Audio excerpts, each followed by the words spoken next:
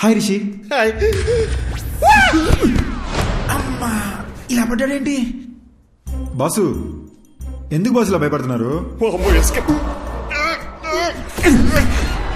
బుద్ధిందా నీకు? నేను దెయ్యాన్ని. సినిమా చూడవా నువ్వు? నిన్ను మించి నీ బాడీ మీద కంట్రోల్ దెయ్యాలకే ఎక్కువ ఉంటాయి. కంట్రోల్? భయపడకు. నేను మాట్లాడేది వినిపిస్తుందా? ఉట్టుకల భయపడే భయ్యా, వినిపిస్తుందా? వినపట్టమేంటి బ్రో, బాడీ మొత్తం వైబ్రేట్ అవుతుంది తెలుసా. నాకు బాత్రూమ్ రాకుండానే బాత్రూమ్కి వస్తున్నా, ఈ అద్దం ముందు నిలబడుతున్నా. ఇదంతా మీరే చేస్తున్నారని అర్థమవుతుంది బ్రో. మమ్మల్ని వదిలేండి బ్రో ప్లీజ్. బ్రదర్, ఉట్టుకల భయపడదు బ్రదర్. నేను సినిమాలో చూపించినట్టు వైలెన్ దియాన్నేం కాదు. నేను మీలాగొక మామూలు అబ్బాయినే బ్రదర్. అసలు నాకు మీ బాడీలోకి ఎలా వచ్చాననే విషయం కూడా గుర్తులేదు బాస్. అట్లీస్ట్ అది తెలిసినా బయటికి ఎలా రావాలని ఐడియానే వస్తుంది. ఇప్పుడు ఎలాగో మనం మాట్లాడుకోవడం మొదలుపెట్టాం కదా, నాకు చాలా రిలీఫ్గా ఉంది. మన ఇద్దరం డిస్కస్ చేసుకుని దీనికి సొల్యూషన్ కనబడదాం. ఒక 4 days క్రితం చేవెళ్ళ రోడ్లో మీరు ఏమైనా కార్లో వచ్చారా? అవును బ్రో, ఆ విలేజ్లో ఒక రిసార్ట్కి నేను నా వైఫ్ వెళ్ళాం. అక్కడ చికెన్ 65, మటన్ చాప్స్, ఓ గ్లాస్ లస్సీ తాగి అలా వచ్చాం. వచ్చే దారిలో ఓ కార్ యాక్సిడెంట్ అయి ఉంది. ఎవరైనా ఉన్నారేమో అని హెల్ప్ చేద్దామని కార్ దగ్గరికి వెళ్ళాను. కార్లో చూస్తే ఎవరూ లేరు. సరే పక్కన పోలీస్ స్టేషన్కి ఫోన్ చేద్దామని చెప్పి ఫోన్ తీసుకుని చెవి దగ్గర పెట్టుకున్నాను. షాక్ కొట్టింది. Hello hello. నా వైఫ్కి దయ్యాల సినిమాలు చాలా ఇష్టం అండి. సరే ఓసారి దీన్ని శ్మశానం తీసుకెళ్ళి భయపడదామని బాగా ప్లాన్ చేశానండి.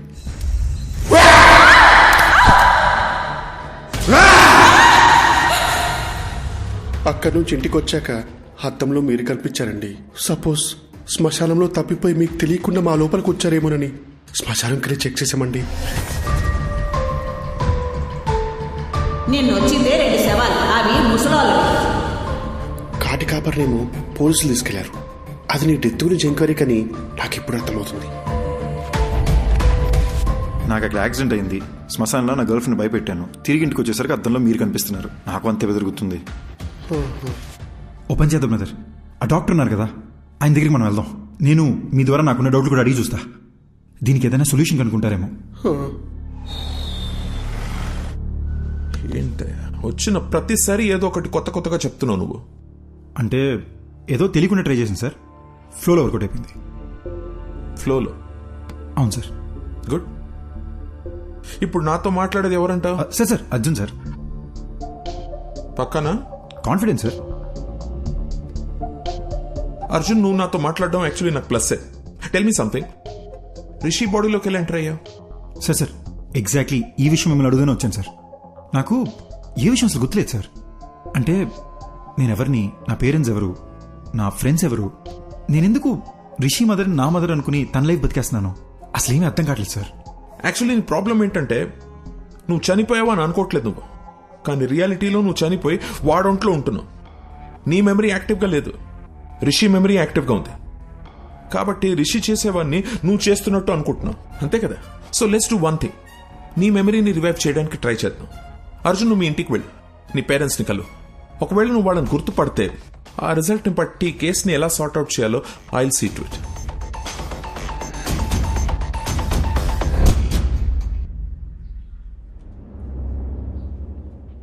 ఏంటి సార్ టెన్షన్గా ఉన్నారు? ఆ అర్జున్ కేసు కమిషనర్ గారు నాకు అంటగట్టారయ్యా. అది తెలిసి సుబ్బారెడ్డి గారు పారిపోయాడు. ఆ అర్జున్తో అద్దంలో నువ్వే కలిసి మాట్లాడావు కాబట్టి కేసు పూర్తిగా ఎంక్వైరీ చేసి నన్ను క్లోజ్ చేయమంటున్నాడయ్యా. హలో, ఎవడో? అయ్యా రిషి సార్, నమస్కారం. పొలం తిరుగు, చెవులు పూసుకో. సార్ నాకు అర్జున్ అడ్రస్ దొరుకుతుందా? అయ్యా దొరుకుతుంది. నేను మీకు వాట్సాప్ లో పంపిస్తాను. కానీ చిన్న రిక్వెస్ట్ అండి, నా నంబర్ తమరికి ఎవరు ఇచ్చారు సార్? సార్ మీ నంబర్ డాక్టర్ గారు ఇచ్చారు సార్. అమ్మా,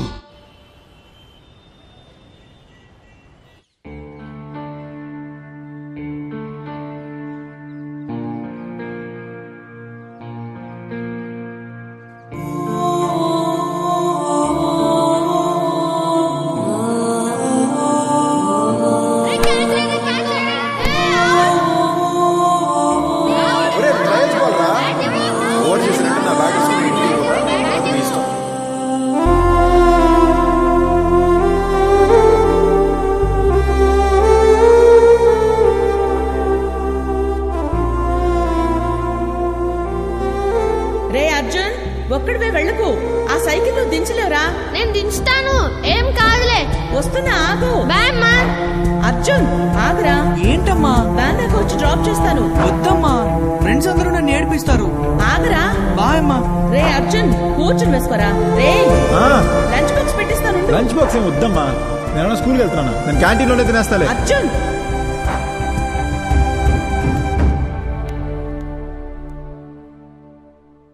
అదే మా ఇల్లు బ్రదర్. ఇక్కడే చిన్నప్పుడు ఆడుకునేవాడిని.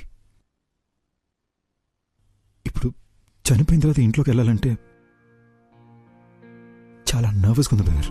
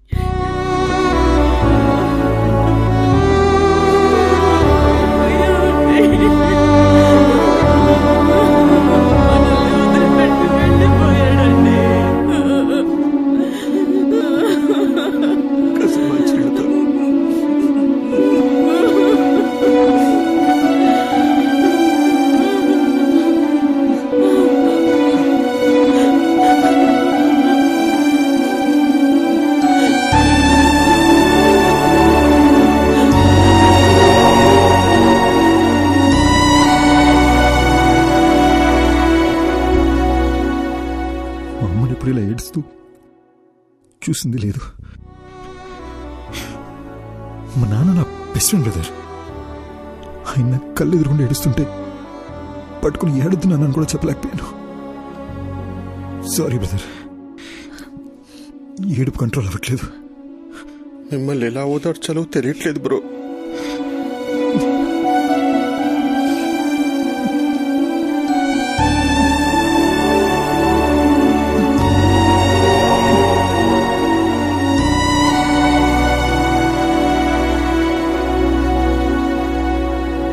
ఏంటి బ్రో, గుర్తుకొచ్చిందా? మా నాన్న సిబిఐటీలో ప్రొఫెసర్, మా అమ్మ హౌస్ వైఫ్. మా ఇంటికి మా అమ్మే డాన్. మాది చాలా హ్యాపీ ఫ్యామిలీ బ్రదర్. నేను మా నాన్న కలిసి మందు కూడా వేసేవాళ్ళం, కానీ మా అమ్మకు దొరికేమో చచ్చాము.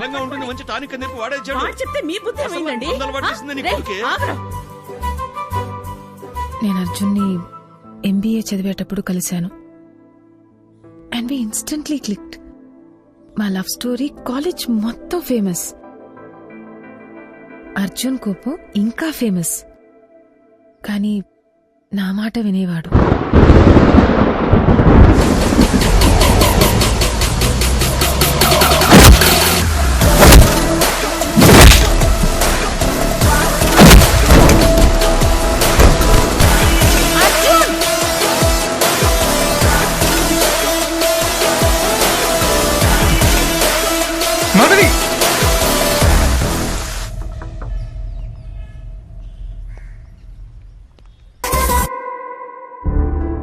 మా విషయం మా నాన్నకు తెలిసి అస్సలు ఒప్పుకోనన్నారు. అర్జున్ ఫాదర్ కూడా కన్విన్స్ చేయడానికి చాలా ట్రై చేశారు. కానీ మా నాన్నే ఆయన్ని చాలా ఇన్సల్ట్ చేశారు.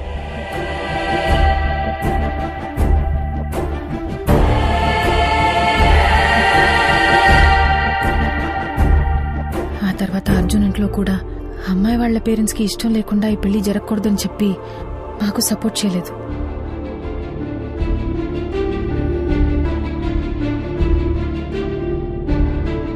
ఓయ్ బటర్ఫ్లై, పెళ్లి చేసుకుందామా?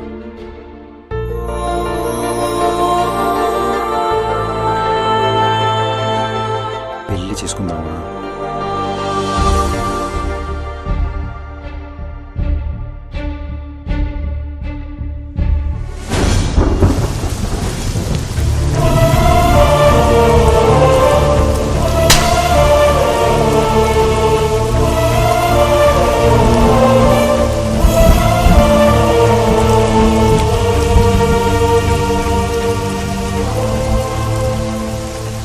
మా పెళ్లితో మా ఇంట్లో వాళ్ళకి మేము దూరం అయిపోయాం. ఫస్ట్ టైం లైఫ్ అంటే భయం వేసింది.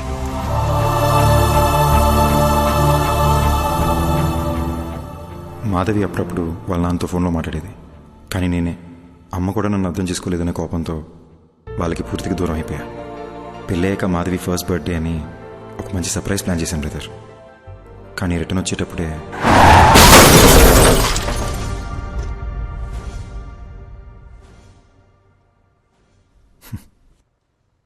నా గురించి ఎందుకు లేదు బ్రదర్, మీ గురించి చెప్పండి.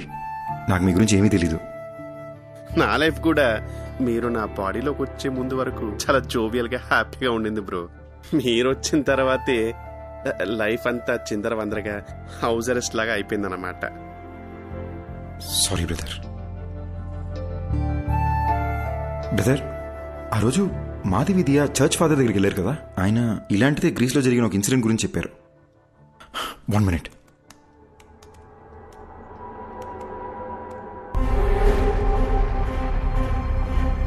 కొన్ని దశాబ్దాల క్రితం గ్రీస్ పక్కన ఒక గ్రామంలో సైటన్ వర్షిప్ ద్వారా అతీత శక్తులు వస్తాయని ఒకడు రహస్యంగా ఆ ఊరి జనాన్ని బలిచ్చేవాడు.